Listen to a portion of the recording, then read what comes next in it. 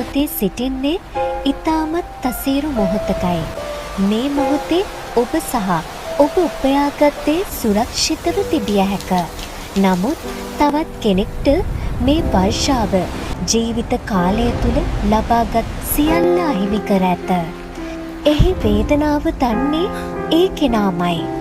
ඔබ මේ මොහොතේ සුරක්ෂිත වුවත් අපගේ ජීවිත කොතන කොයි මොහොතේ අවසන් වේවිදයි අපි නොදනී. එසේනම් මේ මොහොතේ ඔබට කෙනෙක්ට උපකාර කිරීමට අවස්ථාවක් ලැබී ඇත. කෙනෙක්ව ආරක්ෂා කිරීමට අවස්ථාව ලැබී ඇත. වචනයෙන් හෝ කෙනෙක් වෙනුවෙන් ප්‍රාර්ථනාවක් කිරීමට අවස්ථාවක් ලැබී ඇත.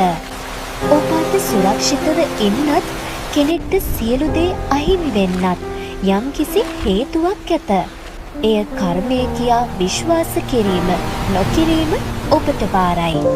ඔබ වැපරූ දෙය ඔබට දිනක ලැබෙනු ඇත. දිනක අප රැගෙන යන්නේ අප එකතු කරගත් හොඳ හෝ නරක පමණයි. මේ අසීරු දින ඔබත් සුරක්ෂිතව සිටින්න. අන් අය ගැනත් සිතන්න අමතක නොකරන්න. ඔබත් උතුම් මානුෂීය ගුණාංග ඇති මිනිසෙකු ලෙස මේ මොහොතේ කටයුතු කරන්න.